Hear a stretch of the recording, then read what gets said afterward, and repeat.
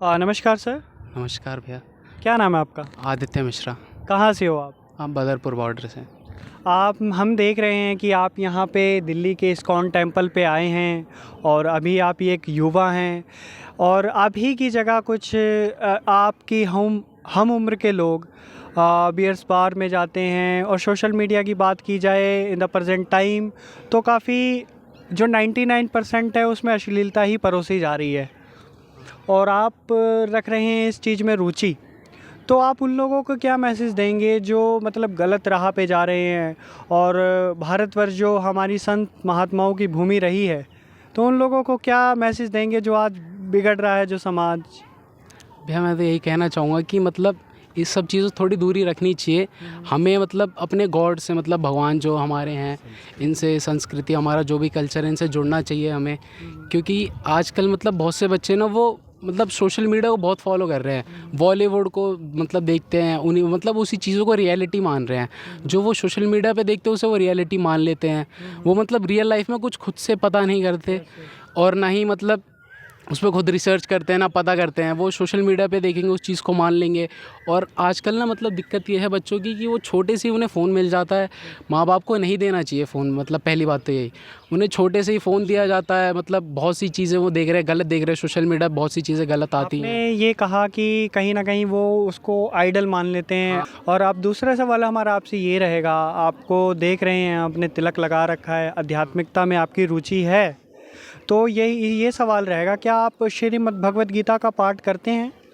भैया वैसे अब मतलब किताब तो वो पूरी नहीं पढ़ी है, पर हाँ थोड़ा बहुत पता है। क्योंकि घर वगैरह में मतलब मम्मी पापा कुछ पढ़ते हैं, वो लोग बताते कभी ऐसी, मतलब बड़े बुज़ुर्गों के मुंह से ही सुना है जितना सुना है। ऐसे पूरी किताब मैंने भी नहीं पढ़ी, भगवत गीता जो ग्रंथ है हमारा। आप नमस्कार। नमस्कार। क्या नाम है आपका? रुद्र मिश्रा।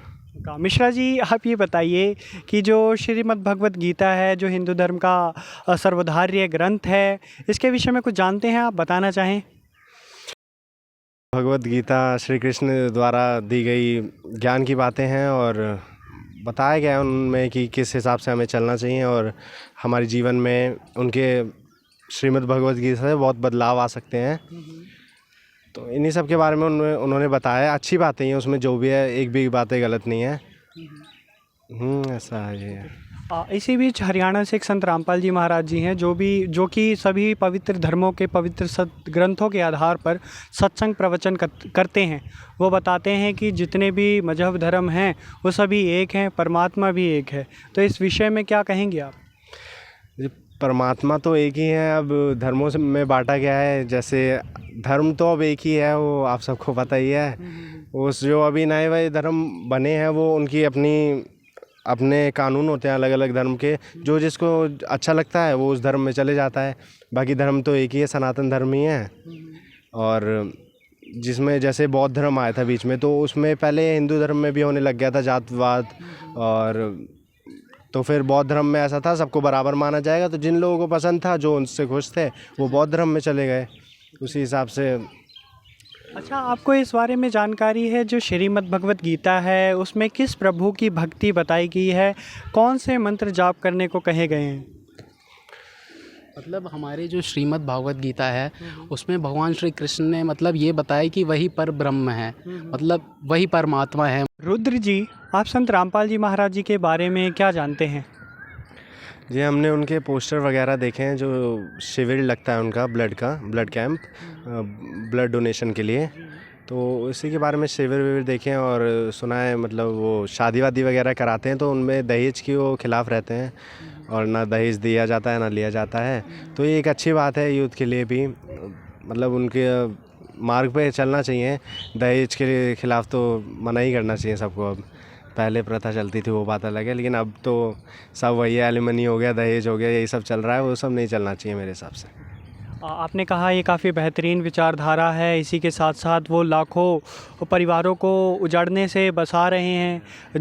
जैसा कि जितने भी उनके फॉलोवर्स हैं वो नशा भी नहीं करते, नशा करना तो दूर उसे छूते तक नहीं हैं। तो जो ऐसी विचारधारा रखते हैं संत रामपाल जी महाराज जी, तो आपको कहीं ना कहीं लगता है कि उनका जो मिशन है, उनका जो ये विचारधारा है, सभी को समझना चाहिए, इस पर विचार देना चाहिए थोड़ा? एब्सोल्युटली, बिल्कुल देना चाहिए। अब जब वही है ना कि सही रास्ते पे चलना तो सब चाहते हैं, लेकिन आप थोड़ी दूर में ही लड़खड़ा जाते हैं, वैसा टाइप में होता है। तो वैसे करना चाहिए, लेकिन आजकल की यूथ नहीं कर पा रही है, वो बात अलग है, लेकिन करना चाहिए वैसे। आप क्या कहेंगे इसके बारे में?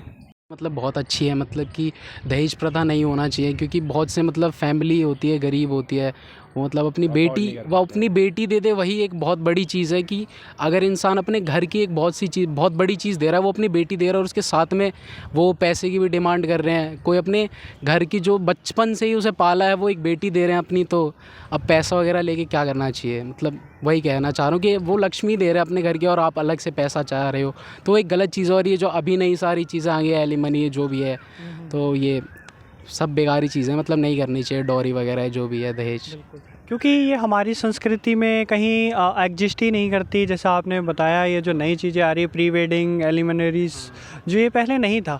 जब हम सनातनी को देखते हैं, आदि काल में जाते हैं, तो सिंपली तरीके से एक विवाह किया जाता था। ये जो सारे आडंबर नहीं होते थे, और इसी भी संत रामपाल जी महाराज जी ने लाखों परिवारों को बसाया है। नशे के कारण जो परिवार उजड़ने को हो रहे थे, उनको बचाया है। इस विषय में लास्ट आप क्या कहेंगे?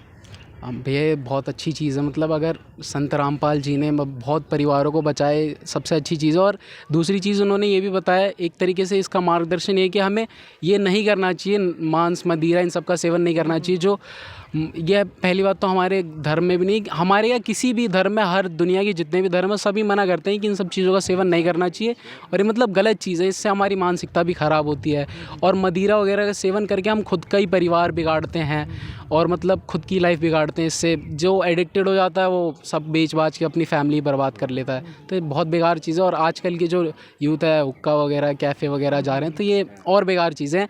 ये धीरे धीरे इसी सब चीज़ों से और सीखते हैं कि नशा फिर और बड़े लेवल पे जाते हैं, सिगरेट पीते हैं। आजकल के मतलब जो 10वीं बच्चे 10वीं क्लास में ही हैं, ये सब गाने सुन रहे हैं, ऐसे बदमाशी कर रहे हैं सब, तो वो गलत चीज़ें हैं। Thank you so much. Thank you.